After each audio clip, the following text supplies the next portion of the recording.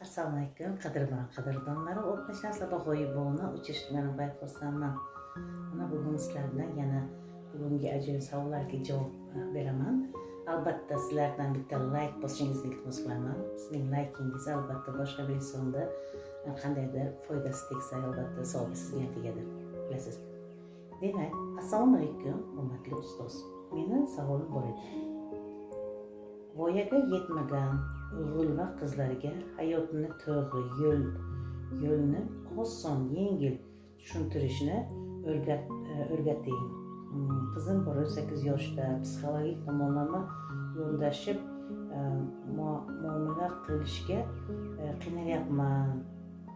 Qanday tavsiya berasiz deb aytdilar.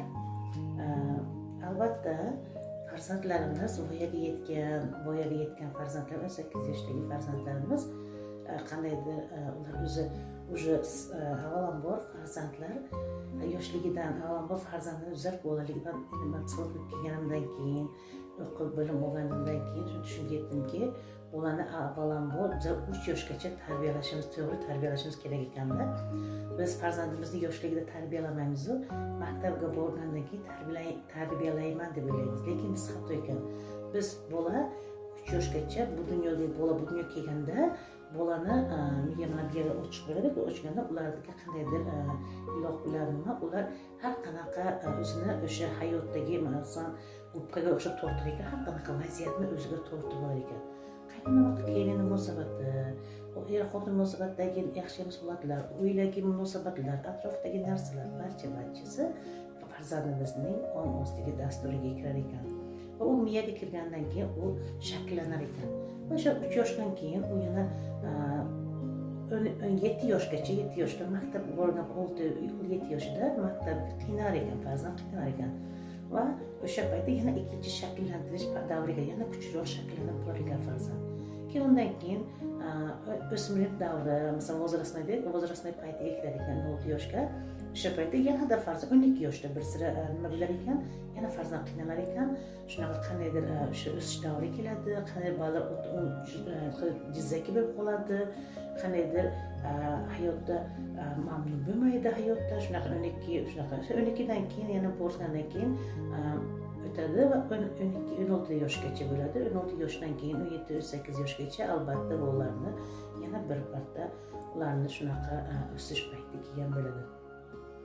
Endi ko'p ota-onalar, avvalambor biz ota-onalar farzandimizni tarbiyalamoqchi bo'lamiz-da. Avvalambor biz ota-ona farzandni tarbiya emas, o'zimizni tarbiyalashimiz kerak ekan. Bilasizmi, bu narsani men psixolog kirib kelganimdan keyin tushundim. Men o'zimni psixolog kirib kelishimga farzandimni shu munosabatim yaxshi bo'lgani uchun men psixologga kirib kelganman. Psixologiya nimaligini bilmaganim uchun men farzandim ko'p men bilan yaxshi suhbatlashdi. Mana ayni shu narsaga bo'lgan. Mana yosh bo'lgan, u ham unaqa bo'lgan farzandim, kelisha olmaganmiz va keyin men psixologga boraman deganimda, u men psixmanmi deb nima qilgan. Keyin men psixologga o'qib, psixologiya psix emas ekan, psixologiya emas. Psixologiya qandaydir yo'l ko'rsatuvchi unaqa ekan, qandaysini ovozingizga to'g'ri qabul o'rgatar ekan degan tushuncham keldi. Keyin menga shunaqa mijozlar kela boshladi. Shunaqa ota-ona bilan munosabat ishlagan paytimda, ota-ona bilan ishlayotgan paytimda, farzandlar bilan ishlagan paytimda farzandlarimizni biz mushbit eskicha o'zimizni udumimizga, o'zimizni qiz bolani misolga, hozir siz masalan qiz 18 yoshli qizingiz, siz eskicha tushunasiz, miyangizda eski tushuncha bor. Qiz bola mana bunaqa bo'lish kerak, qiz bola bunaqa bo'lish kerak, qiz bola bunaqa bo'lish kerak. Sizlar nima qiladi? Ular savremenniy bo'lishni xohlaydi. Ular masalan bir o'rtoqlar oldiga chiroyli kiyinishni, o'ziga qarashni, oro berishni, shunaqa o'ziga qani shunaqa vazirasini shunaqa narsa biladi. Lekin biz nima qilamiz? To'sib qo'yamiz. Uni qilma, uyat bo'ladi, unday bo'lmaydi. Qiz bola bunday bo'lish kerak, unday bo'lish kerak deymiz, qizni to'samiz. Va qiz bola o'sha yerda qandaydir ona bilan kelishmovchilik bo'ladi. Nima uchun? Uni shaxsiyatiga tegadigan gaplarni aytadi ota-onalar vakillari.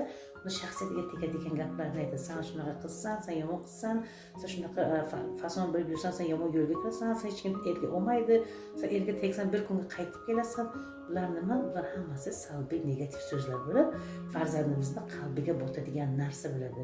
Va o'sha farzandlarimiz shunaqa so'kinishlar, bir xil onalar qarg'ishlar, so'kinishlar, bular hamma narsasi baqirishlar farzandga.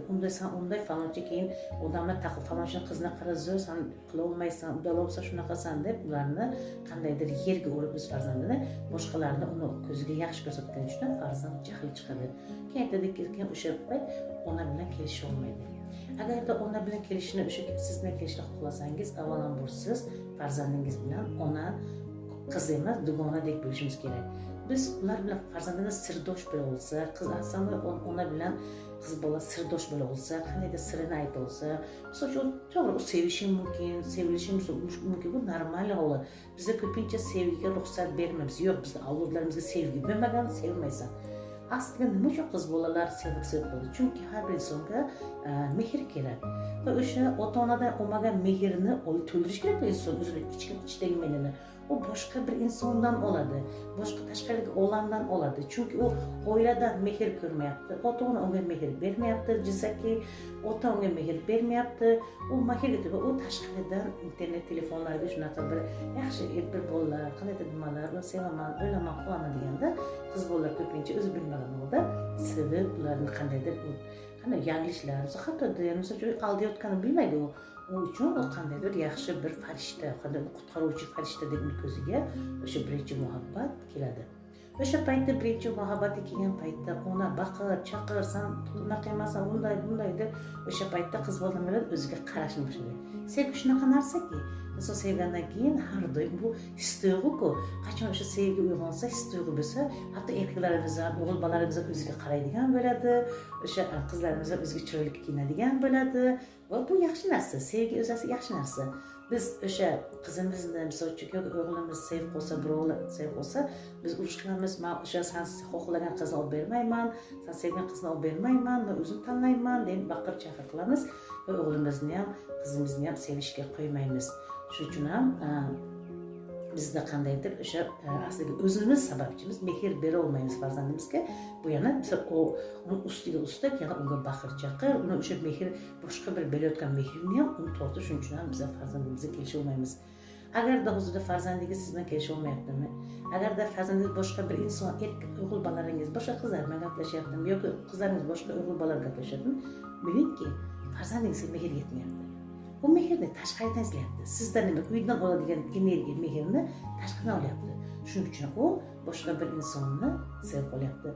Bilamiz, psixologiyada ota qizga ko'proq sevgi bersa, uni quchoqlasa bolaligida, mehr bersa, uni o'z erkaklik nimasini to'ydirsa, u qiz bola o'sha nimaga ulg'ayib, o'sha katta bo'lib, bunaqa boshqa bir insonlarga bog'lanib qolmaydi.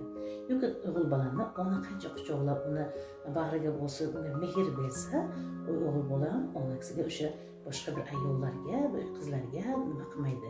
Demak, shuning uchun ham avvalambor biz o'z ota-onalar farzandimizni ko'p ustiga bormasdan, ularni to'g'ri qabul qilib, ular nima xohlashini tushunib olish kerak.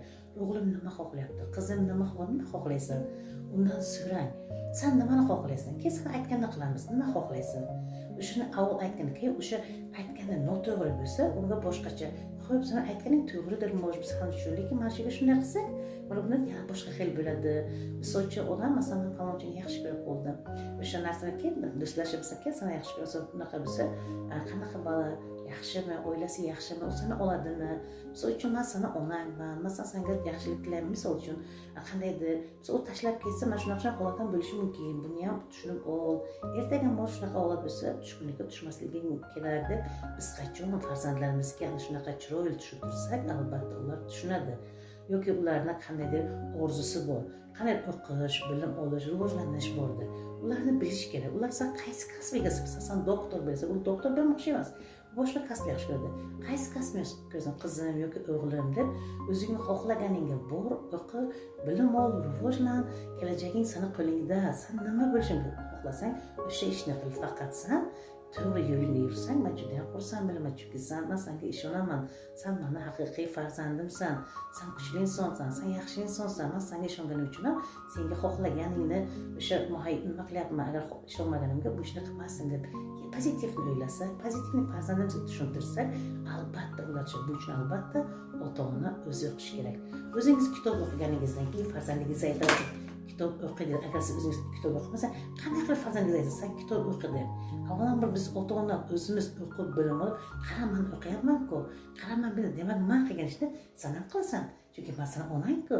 Demak,